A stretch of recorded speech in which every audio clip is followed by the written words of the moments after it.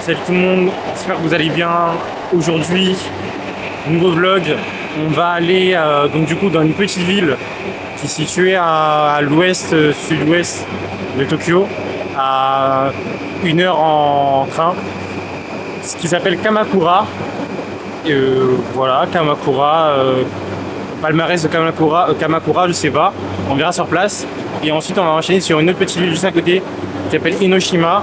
Et normalement aujourd'hui il y aura des illuminations, donc ça va être sympa je pense.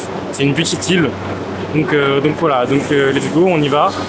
Si vous avez kiffé la vidéo, mettez un like, partagez, commentez, tout ça vous savez. Et let's go, c'est parti.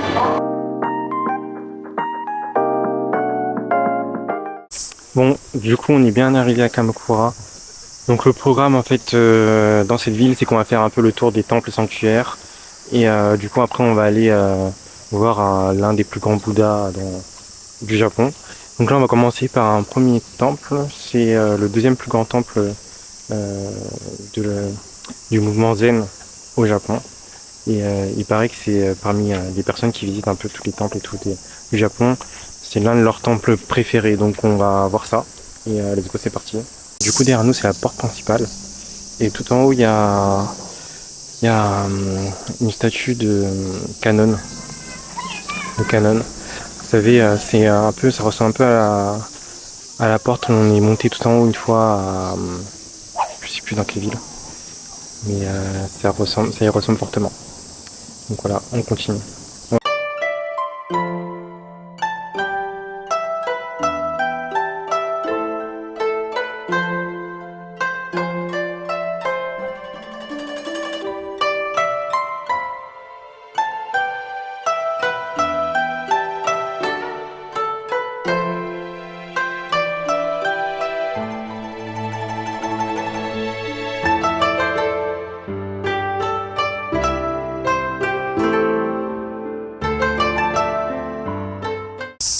Du coup là on est au temple Kenshoji, c'est le plus grand temple de Kamakura. Donc toujours du mouvement zen. Donc ce qu'il faut savoir là, c'est que j'ai fait quelques recherches rapidement. Et donc en fait dans tous les temples zen, il y a cette porte qu'on appelle un Sanmon. Donc voilà, donc c'est normal qu'on avait trouvé la même porte lorsqu'on était à Kyoto. Donc voilà, donc on va continuer un peu. Et généralement aussi dans les temples, je sais pas si c'est spécifique au temple zen, il y a aussi des cloches, pardon. Donc juste là derrière, il y a une cloche. Donc les cloches de celui-là, de Kenshiro et du temple précédent, ils sont classés trésor national. Voilà. Et normalement dans ce temple-là aussi, donc il y a des grands jardins. Il y a de grands jardins et il y a une vue, on a une vue sur le mont Fuji. J'ai vu ça sur Google, donc on verra si vraiment on a une vue sur le mont Fuji. Donc let's go, c'est parti.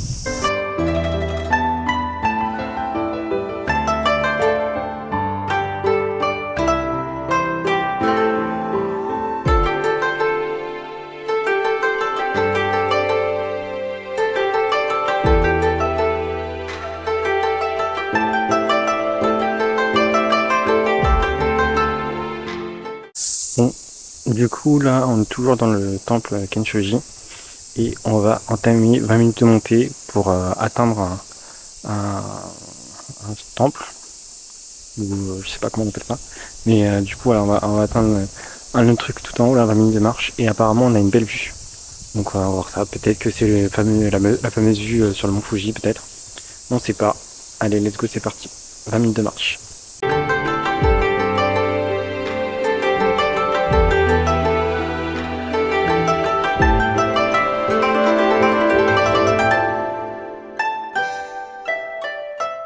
Du coup, ces statues, je pense que vous les avez déjà vues partout, dans plein d'œuvres. En fait, c'est les gardiens de la forêt. C'est les gardiens de la forêt. Voilà, ils ont une tête d'aigle ou de corbeau, et ils sont ailés. Généralement, ils se battent avec avec des épées ou avec un arc. Donc voilà. Et apparemment, il y en a vraiment ici sur ce mont. Parce que là, vous voyez, il y a une plume de corbeau juste là.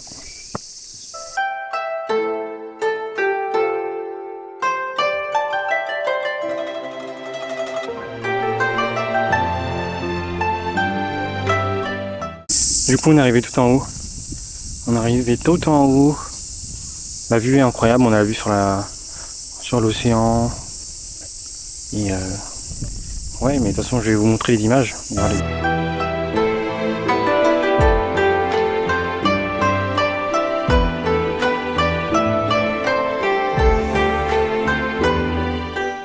Du coup, là, on se trouve devant le plus grand sanctuaire de Kamakura, le sanctuaire Tsuru Gaoka Hashiman.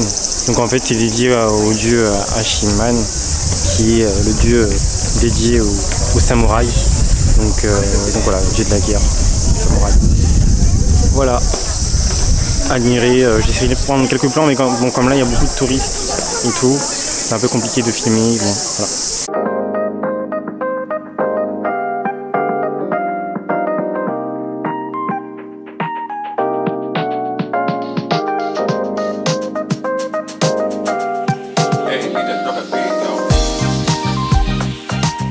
Ok, du coup là maintenant on est dans le centre de Kamakura, on va chercher un truc à manger, c'est let's go, hein, mais du coup depuis le sanctuaire là on est peut-être à 10 minutes de marche. Je sais pas si vous, je pense pas l'avoir filmé, mais en fait il y a une allée qui mène je crois directement vers la mer, vers l'océan. Donc voilà, il y a aussi ces petites rues là qui est assez sympa. Donc on va voir si on va trouver un petit resto, allez les dos, c'est parti. Du coup on s'est arrêté dans un petit resto, je crois que c'est chinois. Et ils font une espèce de ravioli comme ça là. Et donc j'ai pris au porc et aux crevettes. Et avec ça ils nous ont servi une boisson soda classique. Voilà. Let's go. Donc, du coup on a fini avec le petit resto chinois là. En fait il fallait manger comment? Il fallait croquer dedans, faire un trou, boire la sauce qui est à l'intérieur et après manger. Parce qu'en fait c'était plein de sauce. Et du coup on a enchaîné sur un petit resto juste derrière en face. Qui font des espèces de waffles de gaufres avec de la glace à l'intérieur. Donc voilà, on va goûter ça, ça doit être classique. Du coup là on a pris le train, on continue à côté de Kamakura, enfin toujours dans Kamakura je crois. On va direction le Bouddha là. Et voilà, hein, let's go, c'est parti.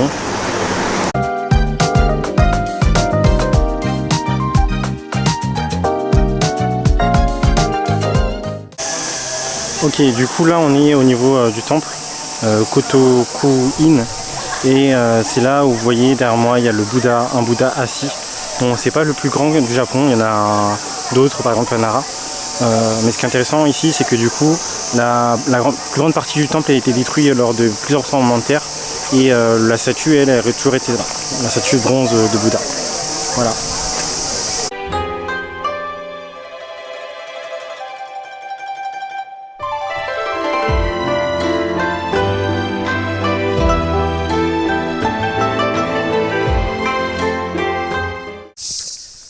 Bon, du coup là maintenant on va en direction d'un sanctuaire ou d'un temple et ce qui est marrant c'est qu'il y a une espèce de grotte où les gens mettent de l'eau, enfin ils mettent de l'eau sur leur billet, un truc comme ça pour devenir riche.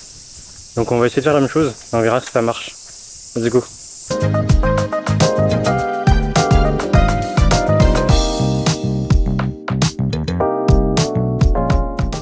Ok, on est rentré donc du coup dans ce sanctuaire Shinto.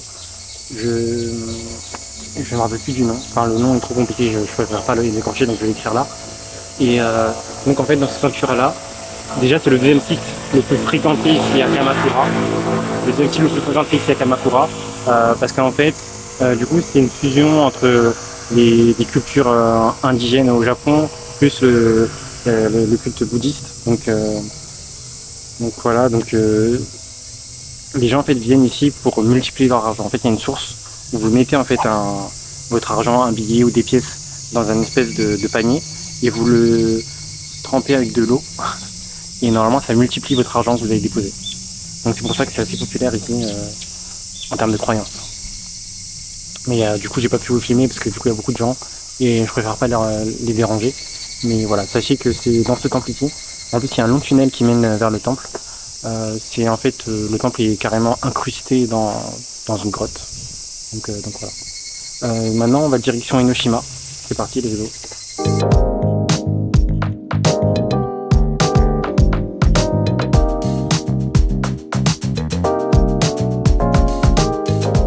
on est bien sur la route pour aller à Enoshima. Je sais pas si vous voyez, mais Enoshima c'est la ville, enfin l'île là-bas là. Du coup voilà, donc normalement les temples, tout ça, tout ce qui est visité sur l'île sera fermé à partir de 17h. Donc là c'est mort, là il est 16h50 comme ça. Mais normalement il y a les illuminations dessus, donc on va voir si c'est toujours d'actualité. C'est bizarre qu'il y ait peu de personnes qui avancent vers là-bas, mais bon, on verra sur place. Allez, let's go, c'est parti.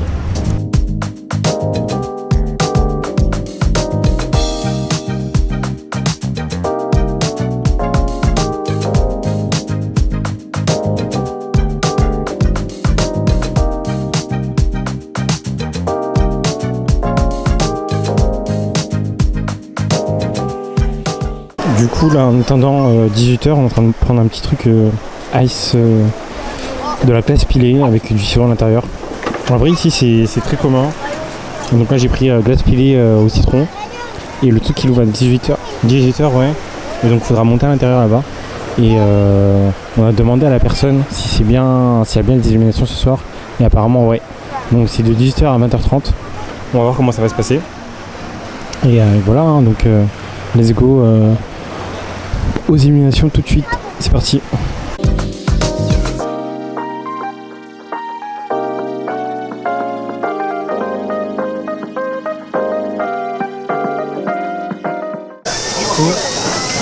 Là on teste une spécialité je pense de Enoshima je pense hein. Du coup c'est des espèces de pâtes avec à l'intérieur soit du coup soit des espèces de petits poissons ou sinon il y a aussi des crevettes. Et en fait ce qu'ils font c'est qu'ils ont une machine à presse et ils mettent la nourriture dedans avec une pâte, après ils le pressent à fond et ça donne ça. Ça donne une espèce de chips. Ça c'est chips Goku. En vrai c'est bon hein. Moi j'aime bien. Ça coûte même pas 500 yens donc c'est pas cher. Moi j'aime bien. Ça croustille et tout. C'est vraiment bon. Vous voyez ici c'est marrant la petite fleur, petite pâte bleue et tout. Donc c'est validé hein. Pour moi c'est 10 sur 10.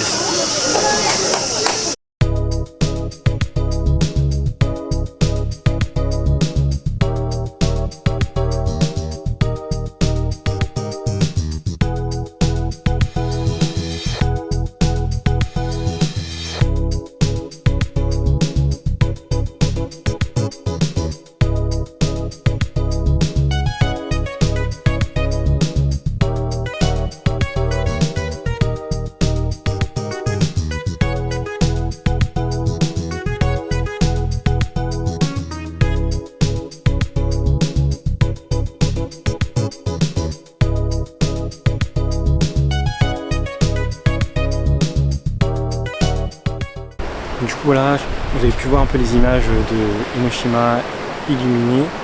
Derrière, c'est impressionnant, genre il y a un précipice, hein, je sais pas ce que c'est, mais du coup c'est vraiment impressionnant, genre comme ça une coupure. Et surtout la maison abandonnée juste là, qui fait que ça, à mon avis, d'avoir de l'érosion à mon avis sur les côtes. Mais c'est incroyable. La nuit comme ça, c'est incroyable. La nuit comme ça c'est incroyable. Et du coup juste en haut là-bas, je sais pas si on peut tourner. Donc la grande tour là, la grande tour c'est Enoshima Sea Candle. C'est un phare en fait. C'est un phare qui a été construit en 2003. Vous voyez c'est illuminé et tout. C'est aussi un point d'observation. Les gens ils peuvent monter en haut et regarder un peu avoir un point de vue sur Enoshima et les côtes. Voilà. Donc on continue la visite de Enoshima illuminée en espérant qu'il reste de la place sur la carte mémoire. Let's go.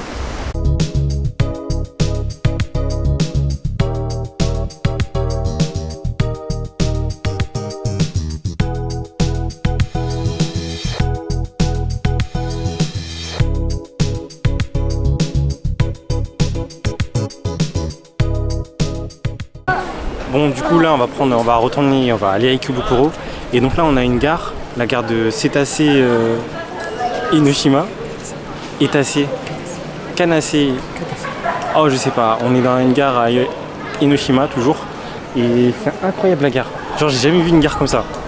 Est-ce que vous avez déjà vu une gare comme ça? Et moi pour moi c'est la gare la plus stylée que j'ai vue de ma vie. Vous voyez comment c'est. Genre en plus il y a des références et tout, il y a les dragons de Enoshima, il y a plein de petites références. C'est incroyable. En plus peut-être que c'est pour l'événement que la gare soit éclairée, je sais pas. Mais avec les lumières et tout c'est incroyable, j'ai jamais vu ça.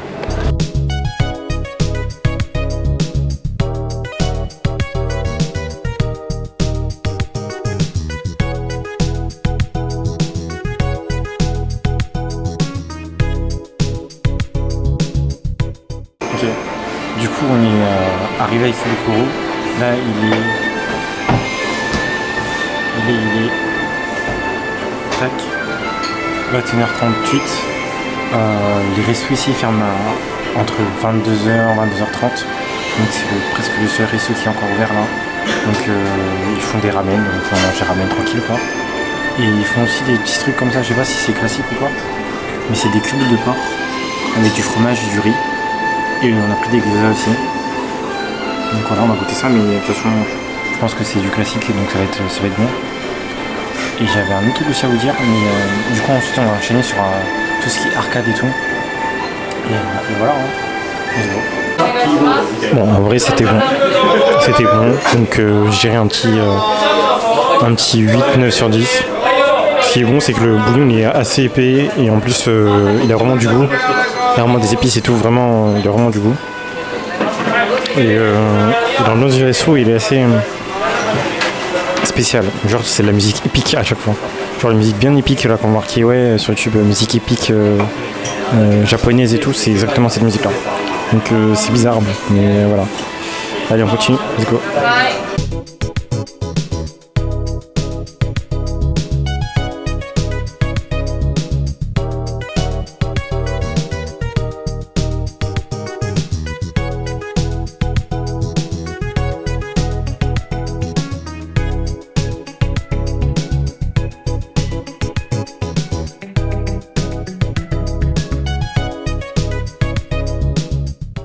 Ok, du coup là on est parti dans deux trucs de Ufocatuur, tout ça là, et on a raté celui de Gigot et Capcom et on n'a rien gagné, malheureusement.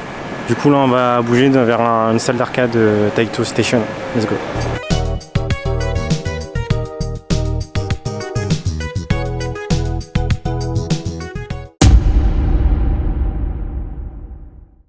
Bon du coup on est le lendemain, mais voilà, j'espère que vous avez kiffé la vidéo.